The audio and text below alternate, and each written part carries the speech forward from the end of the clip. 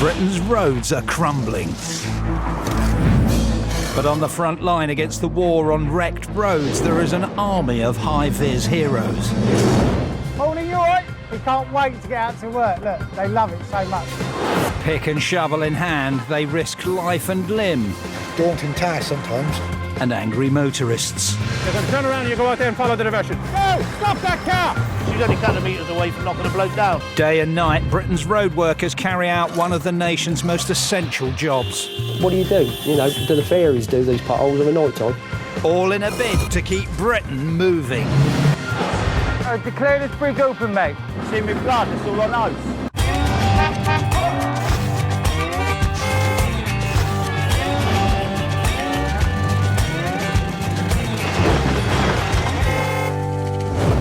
Coming up on the A27, time is running out for Steve as his resurfacing job hits the skids. 2 hours missing. No, we're not back on track. We're not on track at all. In Essex, a bold plan to build a new slip road and pedestrian subway reaches the crunch. All the preparation we've done for weeks is in this moment. And the race is on to stop this road falling apart at the seams. If they get into that, they're going to get into trouble. They could hurt someone, kill someone maybe.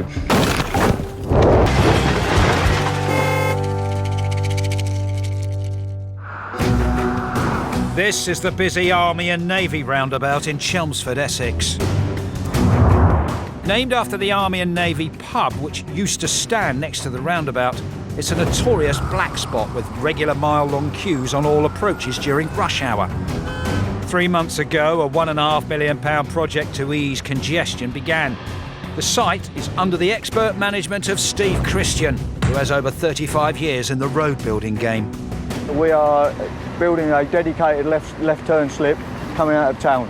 The new slip road is designed to dramatically reduce congestion from Chelmsford town centre.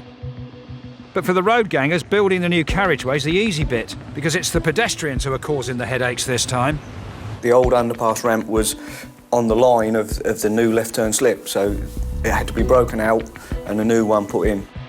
The new slip road has been built on top of an old ramp that gave pedestrians access to the subway underneath the roundabout. A new access ramp now needs to be constructed on wasteland adjacent to the highway. This is the critical part of the entire scheme.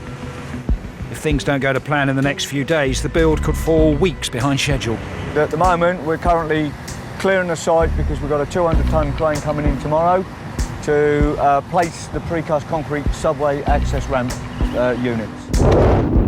These 20 grand a pop concrete blocks will form the walkway ramp, and to make 11 of them lock together like Lego is a precision job with no margin for error. Stefan, our engineer, he is just putting out the setting out points so that he's got all his points pre-referenced so that tomorrow morning there's no panic, everything's there. When that unit comes up on the crane, it's dropped down, dropped into place. But you've always got that little niggle in your back of your mind until they go in place and it's all just done and everything's finished.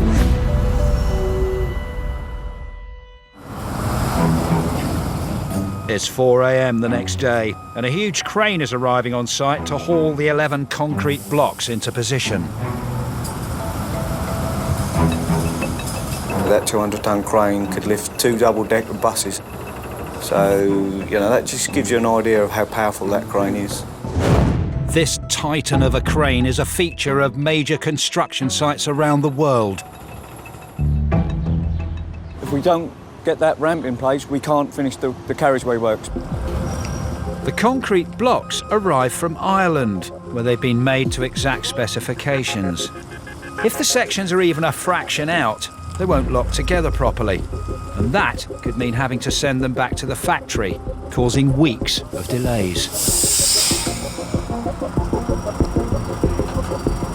The crane driver was just getting himself ready, and his banksman's just put the lifting hooks into the lifting eyes in the unit, ready for when he drops the change to pick it up. Always a nervous moment. All the preparation we've done for weeks is in this moment.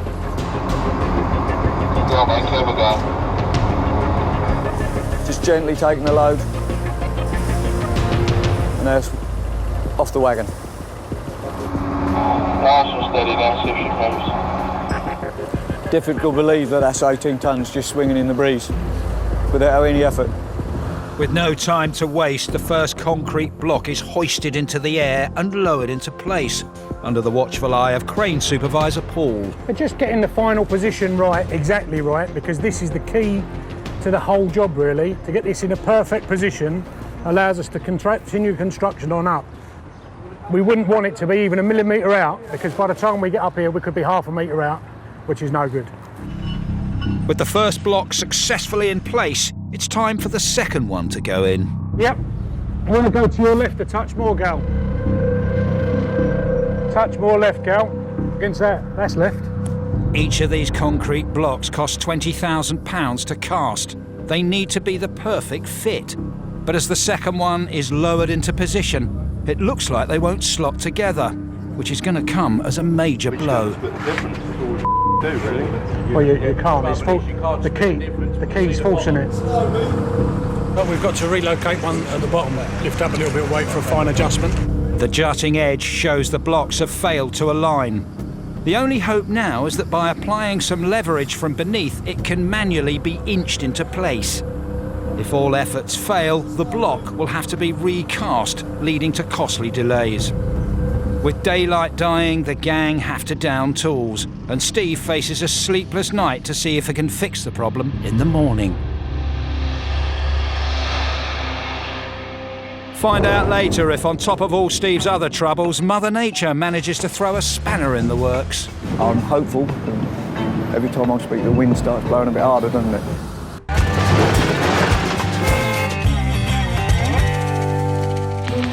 Over in Essex, the road gangers have been busy building a new roundabout slip road to ease congestion in and out of Chelmsford town centre.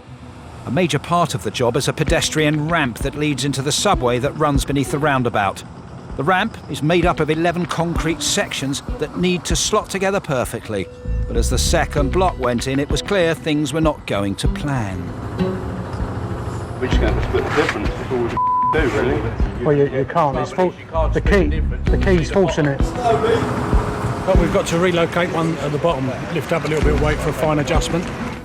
As a new day dawns, the gang is determined to make the blocks fit. It seems that the base might have moved overnight or something, and we're trying to get it finally located before we can make some more progress. But it's very tricky, very awkward. The road gangers use their combined manpower and years of experience to lever the sections into place by hand, inch by inch.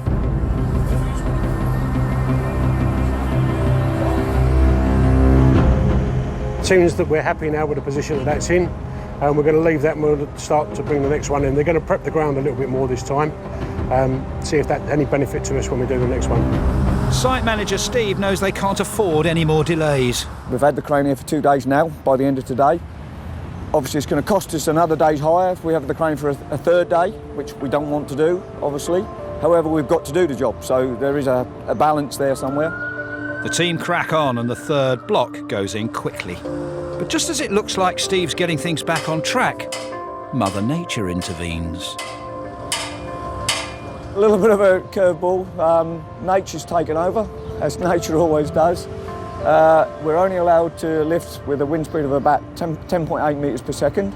Currently the wind speed, and you can see the anemometers going around like crazy. The wind speed is fluctuating between 15 and 20 metres per second. Cranes do turn over, and that's why wind speeds are brought into place and you listen to what you're being told. With no option but to shut down, Steve will have to spend another £3,000 to hire the crane for an extra day. He can only hope the weather calms down overnight.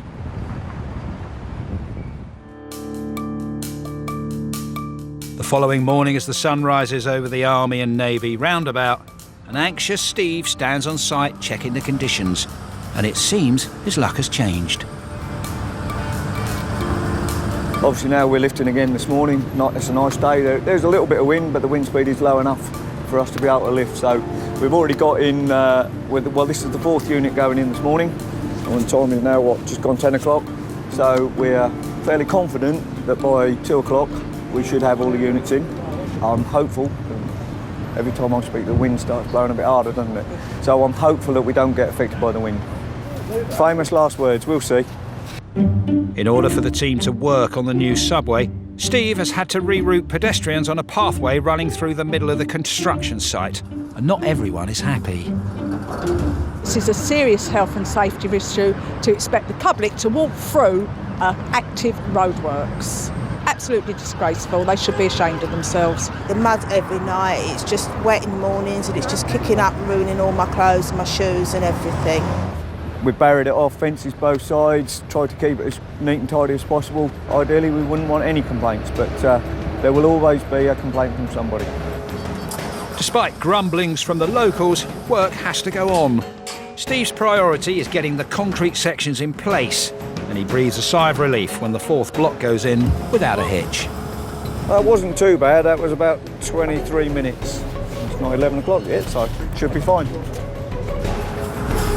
The weather stays on side, and the last of the 11 concrete sections is lowered into place before lunchtime.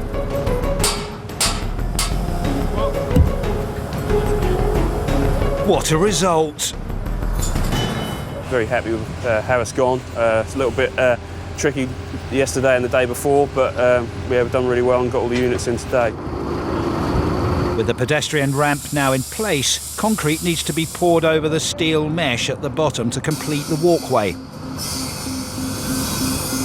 But there's a problem with the concrete.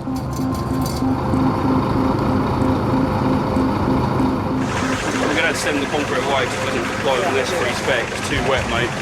So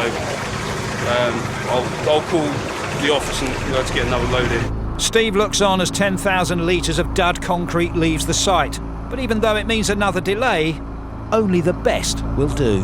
It's far too wet, so that concrete will be slightly weaker and that concrete will potentially crack easier and quicker, therefore it will be less durable. Lorry's gone back to either get some more cement added to that mix or to discharge that somewhere else and a new load loaded onto the truck and sent back. It's not long before the new concrete arrives, but will this batch pass the test? I reckon this is what we're looking for. No, that's fine. The 10,000 litres of concrete is poured into place, connecting the new ramp to the existing subway. Time to carefully remove the metal support with a special piece of kit nicknamed the Sidewinder. The machine we've got here today it basically works on vibration. So as you can see, it clamps onto the side of the sheet and then exerts the pressure upwards, and then the vibrations start and then it gently vibrates it out. Yeah, a day like today is a major step. You can actually, I always know it's going to be there, my staff know that, but it's always just nice that from the public's perception, I can see that they can see where we got to. It's almost like having a birthday. Almost. Find out later if Steve can drive his job over the finishing line. I guess the next major thing will be the resurfacing on the roundabout. We've got to plane the surface off and then build the surfacing layers up to a final surface course. Back over in Essex, site manager Steve is waiting for his own lorry load of tarmac to arrive so he can finish the job. So far, his team has built a new subway ramp and slip road in a complicated and challenging redevelopment of the Army and Navy Roundabout. But now it's time for the fun part, laying down a new, pristine road surface. But Steve's only got tonight to get it done, so it's all systems go for the road gang.